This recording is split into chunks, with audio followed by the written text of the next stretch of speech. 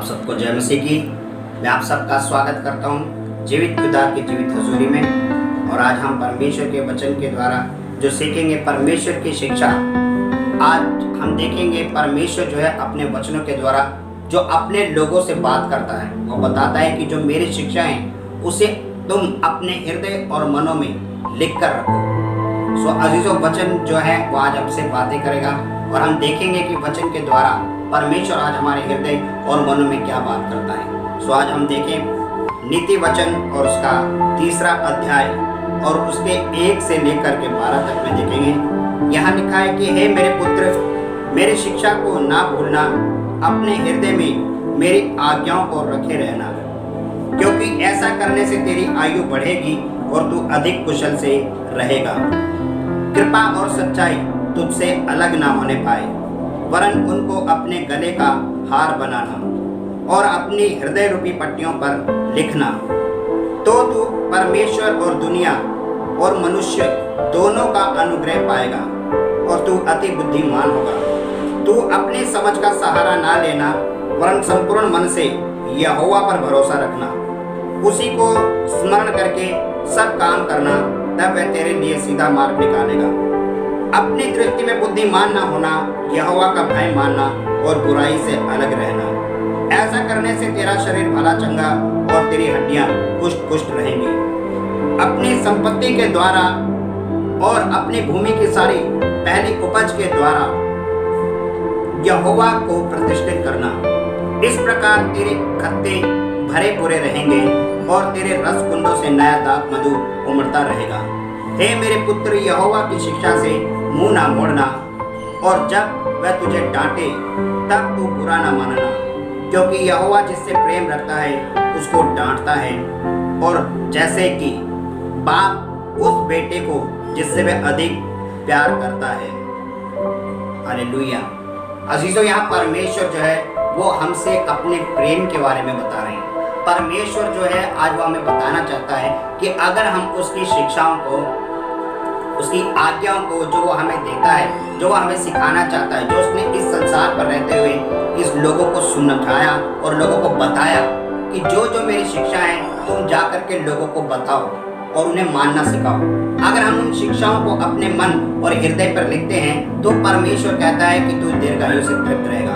परमेश्वर का वचन कहता है कि हे मेरे पुत्र, उस शिक्षा को ना भूलना, अपने हृदय में मेरी आज्ञाओं को रखे रहना।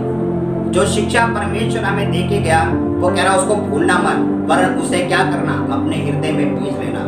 जब हम गेहूं को बीजते हैं तो वो क्या होता है, वो एक दाना मर जाता है, और जब वो अंकुर फूटता है तो वो एक पौधा निकलता है, और उस पौधे में से जब वो बड़ा होता है तो कितने ही ना जाने गेहूं निकलते हैं। इसी तरह परमेश्वर कहता है कि जो मैं एक शिक्षा तुम्हें देकर जा रहा हूँ वो तुम अपने हृदय में रखे रखो, और उस एक शिक्षा को तुम लोगों तक पहुँचाओ, क्योंकि आज ये शिक्षा तेरे हृदय में है। कल को तू इस शिक्षा को दूसरों तक पहुँचाएगा तो लोग क्या होंगे, उन शिक्षा को सुनेंगे। और हो सकता है कि जैसे तेरा मन दीन बना, नम्र बना, प्रेमी बना, वैसे ही वो लोग भी दीन, नम्र और शून्य हों। वो भी परमेश्वर की उस शिक्षा पर मन लगाएं और उनका जीवन बच जाए। परमेश्वर की शिक्षा क्या थी? परमेश्वर की शिक्षा ये थी कि हम उसके नाम पर विश्वास रखें, उसके साथ वफादारी के साथ चलें। परमेश्वर ने हमसे बहुत प्रेम किया, इसलिए उसने अपने इकलौते पुत्र को दे दिया। पर क्या हमने परमेश्वर के साथ वफादारी की? क्या हम परमेश्वर के साथ विश्वास योग्य हैं? क्या हम परमेश्वर के लिए कोई निर्णय लेने में परिपक्व हैं? जैसे परमेश्वर ने कहा कि यदि तू मेरे पीछे चले तो अपने आप का इनकार कर। पर लोग क्या कहते हैं कि परमेश्वर के वचन में लिखा कि उसने कहा कि हे प्रभु, मुझे पहले अपने पिता को गाड़ आने दे। पर प्रभु ने कहा कि तू मेरे योग्य नहीं, क्योंकि जो परमेश्वर के लिए एट ए टाइम पर निर्णय नहीं लेता, परमेश्वर कहता है कि वो मेरे योग्य नहीं। जो कोई प्रभु से ज्यादा अपने लोगों को प्रेम करता है, परमेश्वर कहता है कि वो मेरे राज्य के लायक नहीं है। क्योंकि परमेश्वर कहता है मूर्ति पूजक, व्यभिचारी और जो इस संसार के रीति रिवाजों पर और संसार की मोह माया में फंसा है, वो मेरे राज्य के लायक नहीं है। इसलिए परमेश्वर क्या कहता है? परमेश्वर कहता है कि तू मेरी शिक्षाओं को, मेरी आज्ञाओं को, मेरे वचनों को अपने हृदय में रखे रख। और आगे कहता है क्योंकि ऐसा करने से तेरी आयु क्या होगी, बढ़ेगी और तू अधिक कुशल से रहेगा। जब तू उस परमेश्वर के आज्ञाओं पर चलेगा, परमेश्वर से प्रेम रखेगा, उसके वचनों के अनुसार चलेगा, उसको उसकी शिक्षाओं को तू सदा स्मरण करके उसके अनुसार चलेगा, तो ऐसा करने से क्या होगा, तू दीर्घायु तक जीवित रहेगा, तेरी आयु लंबी होगी और तू क्या होगा, कुशल से रहेगा, हंसी खुशी से रहेगा, तुझे किसी बात की कोई घटी कमी नहीं होगी। ये परमेश्वर कहता है। अगर हम परमेश्वर के वचनों के अनुसार चले तो, अगर हम उसके वफादार होकर चले, परमेश्वर अपने लोगों के साथ आशीष और बरकतें देता है। जो कोई उसके साथ वफादार होता है फिर वो उसके लिए आसमान के झरोखों को खोल देता है। अजीजों, परमेश्वर कहता है कि चख कर देखो कि मैं कितना भला हूँ। वो तो भला है, पर क्या हम उसके साथ वफादार हैं? क्या हम उसकी शिक्षाओं के अनुसार चलते हैं? परमेश्वर कहता है कि मेरी शिक्षा को अपने हृदय और मनों में समेट करो। और आगे क्या कहता है? वचन कहता है कि कृपा और सच्चाई तुझसे अलग ना होने पाए, वरन उनको अपने गले का हार बनाना और अपनी हृदय रूपी पट्टियों पर लिख लेना। कृपा और सच्चाई को अपने गले का हार बनाना है। परमेश्वर कह रहा है कि जैसे परमेश्वर ने हम पर कृपा करी, उसका अनुग्रह हम पर हुआ, और जैसे वो सत्य के मार्ग पर चलता था, कह रहा है कि इस दोनों चीजों को भी तू अपने गले का हार बनाना। तू क्या करना? लोगों पर कृपा करना, अनुग्रह करना, दया करना, लोगों के साथ सच्चाई के मार्ग पर चलना, सच बोलना, लोगों को सत्य मार्ग दिखाना। और सत्य क्या है? प्रभु यीशु मसीह। उन्हें उस जीवते खुदा के बारे में बताओ, उस जीवते खुदा की सच्चाई के बारे में बताओ जो हमारे लिए इस दुनिया में आया और हमारे लिए क्रूस पर चढ़ करके उसने अपना लहू बहाया। कह रहा है कि तू इसे अपने गले का हार बना और इसे अपने हृदय की पट्टियों पर लिख ले। अर्थात ये कभी भी ये बातें को क्या हो, अपने मन से, अपने हृदय से ना निकाल, उसे सदा स्मरण रख, क्योंकि परमेश्वर कहता है कि मेरा वचन जो है वो आग के ताए हुए सोने के समान है। इसलिए परमेश्वर की शिक्षा जो है वो बहुमूल्य है। परमेश्वर के वचन में लिखा है कि हे परमेश्वर, तेरा वचन मेरे लिए हजारों लाखों रुपयों से कई ज्यादा मूल्यवान है। इसलिए उसकी शिक्षा क्या है, हमारे लिए बहुत ज्यादा मूल्यवान है। पर आज संसार क्या कर रहा है? आज संसार उस नाशवान चीजों के पीछे दौड़ रहा है जो कूड़ा करकट है, वो किसी काम की नहीं है, वो यहीं की यहीं रह जानी है। पर जो परमेश्वर की शिक्षा है, परमेश्वर की ज्ञान है, कह रहा है कि वो उत्तम है, वो हमारे लिए उस रुपये से कहीं ज्यादा मूल्यवान है जो परमेश्वर को है। परमेश्वर कहता है कि इसे वो अपने गले का हार बनाकर और अपने हृदय की पट्टिका में। परमेश्वर की शिक्षा हमें यही दिखाती है कि हम आपस में प्रेम करें, एक दूसरे की सहायता करें, एक दूसरे की मदद करें और परमेश्वर के साथ वफादारी के साथ रहें, उसके साथ प्रेम के साथ रहें, फेथफुल रहें। हर काम में उसके लिए अपने मन और हृदय में उसको पहला स्थान दें और उसके काम के लिए सदा तैयार रहें। आगे परमेश्वर का वचन क्या कहता है? लिखा है कि तुम परमेश्वर और मनुष्य दोनों का अनुग्रह पाएगा यदि तुम उसके वचनों को, उसकी शिक्षाओं को अपने गले का हार बना लेगा और अपने हृदय की पट्टिकाओं पर लिख लेगा। तो परमेश्वर कहता है तुम मनुष्य और परमेश्वर दोनों का क्या होगा? अनुग्रह पाएगा। परमेश्वर के वचन में लिखा कि जब याकूब, उसका मेल क्या था? परमेश्वर के साथ नहीं था, वो अपने भाई के साथ क्या था? गद्दारी करके भागा था। उसने उसका पहलौठा होने का अधिकार तो ले लेता, साथ में जब उसने अपने पिता से आशीष लेनी थी तो वो भी उसने क्या किया? धोखे के साथ ले ली। इसलिए उसको क्या हुआ? उसको ना तो संसार का साथ मिला, लोगों का, मनुष्य का साथ मिला, और ना परमेश्वर का। वो जब गया वहां से भाग गया, कहाँ? दूसरे देश में। जिस लड़की से वो प्यार करता था, जिससे विवाह करना चाहता था, उसके पिता ने पहले उसे 7 साल तक अपने साथ रखा और उससे जी भर कर काम करवाया। खेती बाड़ी का, बकरियों को संभालने का, भेड़ों को चराने का, जो काम वो करते थे उसे 7 साल तक, 3 बार उन्हें 7 साल तक काम किया। इसके बाद क्या हुआ?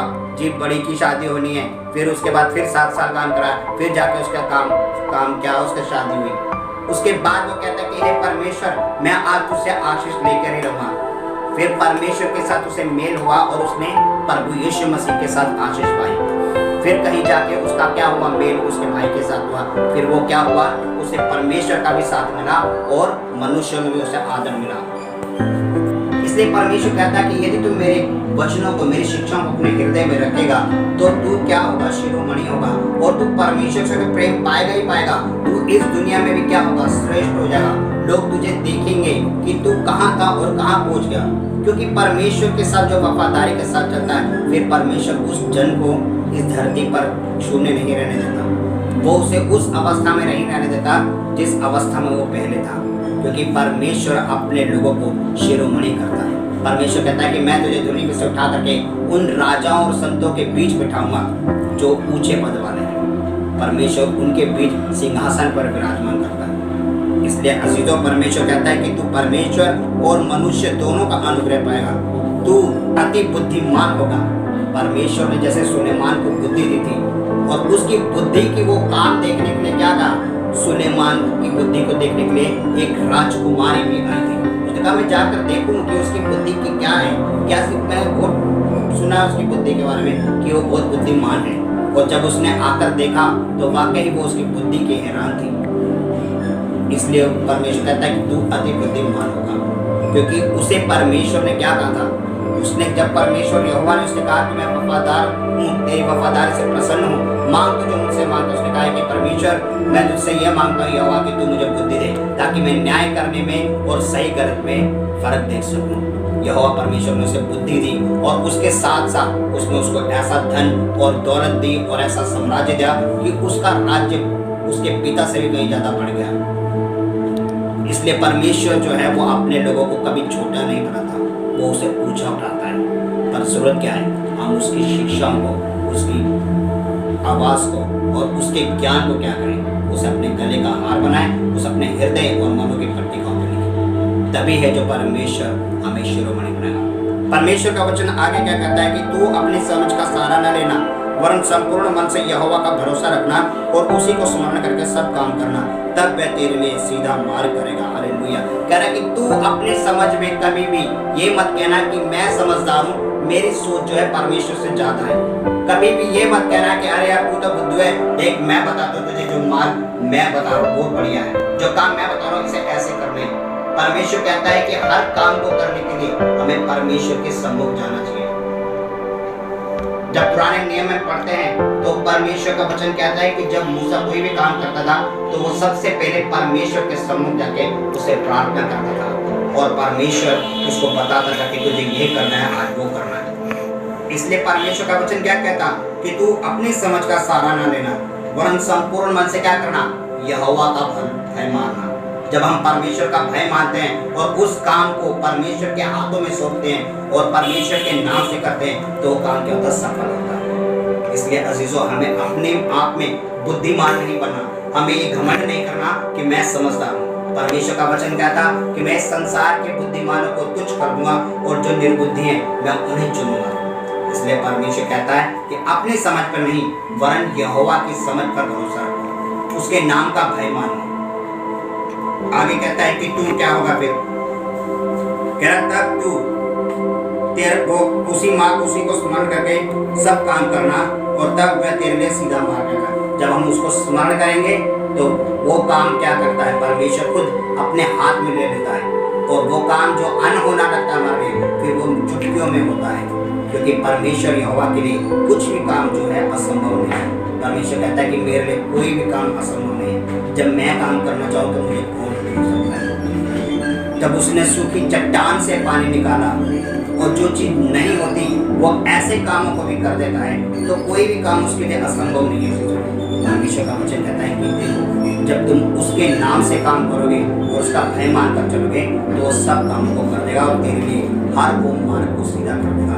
जो टेढ़ा मेढ़ा है, जो दुख और तकलीफ से भरा है, वो उसे सुगम रास्तों में बदल देगा। आगे परमेश्वर का वचन क्या कहता है, कहना कि अपनी दृष्टि में बुद्धिमान न होना और यहोवा का भय मानना और बुराई से अलग रहना।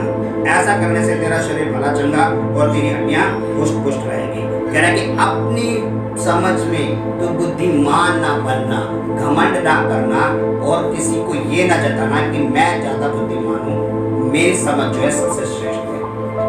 वरन यहोवा का ही भय मानना और यहोवा के नाम का सहारा लेना, क्योंकि यहोवा का वचन ही है जो उसने इस जगत की निर्बुद्धि को चुना। अगर हम अपने आप को निर्बुद्धि बनाएंगे, परमेश्वर के लिए शून्य करेंगे और आगे वाले के नाम से भी शून्य हो जाएंगे, कहेंगे कि मैं ये परमेश्वर के नाम से काम करूंगा, तो वो क्या है, परमेश्वर खुद काम करेगा और कहता है कि वह तेरे कामों को सफल करेगा। और क्या कह रहा है कि तू यहोवा का भय मानना और बुराई के कामों से दूर रहना, क्योंकि परमेश्वर बुरा करने वालों से प्यार रखता है। परमेश्वर कहता है कि जो कोई बुराई करता है मैं उससे घृणा करता हूँ, और ऐसे लोगों के लिए मेरे राज्य में कोई जगह नहीं है। क्योंकि वो क्या करते हैं, वो परमेश्वर की शिक्षा को नहीं मानते, वो उसके ज्ञान को नहीं मानते, वो जो बातें वो बात का क्या वाचा वो उसको नहीं मानते, वरन उससे वो दूर रहते हैं। इसलिए परमेश्वर कहता कि तू मेरी बातों पे चल, मेरी शिक्षाओं को अपने मन और हृदय में संभाले और उसे अपने गले का हार बना करके सदा अपने गले में पहने रहे। कहता है कि ऐसा करने से तेरा शरीर भला चंगा होगा और तेरी हड्डियां खुश रहेंगी। जब हम परमेश्वर के अनुसार चलते हैं, उसकी इच्छा के अनुसार चलते हैं और जो वो कहता है वो करते हैं, तो क्या कहते हैं, हमारा शरीर से हर प्रकार के रोग, हर बीमारी का दूर रहते हैं। क्योंकि परमेश्वर कहता है कि जो उसने खाने को दिया यदि हम वो ही खाएं, जो उसने करने को दिया यदि वो हम वही करें, तो परमेश्वर हमारे ऊपर से क्या करता है, हर रोगों को दूर कर देता है। क्योंकि परमेश्वर के वचन में लिखा कि यदि तू मेरी आज्ञाओं को, मेरे हुक्मों को पूरी रीति से माने और मेरे वचनों को अपने हृदय और मनों में समाने, तो मैं वो तमाम रोग और बीमारियां जो मिस्र पर भेजे उनमें से एक भी तेरे ऊपर नहीं आएगा। परमेश्वर ने कभी नहीं कहा कि हम अपने मन का खाएं, अपने मन की मर्जी करें, नहीं। अजीजों, जो परमेश्वर ने हमें खाने के लिए दिया है हम वो ही खाएं, जो शुद्ध है वो खाएं, जो अशुद्ध है उसे नहीं। क्योंकि परमेश्वर ने जो अशुद्ध कहा है उसको खाने से हम बीमार पड़ सकते हैं। और परमेश्वर कहता है ऐसा करने से तू भला चंगा रहेगा और तेरी हड्डियां सदा पुष्ट रहेगी, उन हड्डियों में कोई बीमारी नहीं आएगी, वो सदा परमेश्वर का महिमा और गुणगान करती रहेगी। आगे लिखा है, वो अपनी संपत्ति के द्वारा और अपनी पहली भूमि की उपज के द्वारा क्या कर, यहोवा को प्रतिष्ठा देना। जब हमें अपनी संपत्ति मिलती है, पैसा मिलता है, तो क्या करें, हम उसके लिए पहले यहोवा का भाग निकालें, परमेश्वर को उसका हिस्सा दें। जब हमारी भूमि में पहली उपज होती है तो क्या करें, हम परमेश्वर के लिए उसको लेकर आए।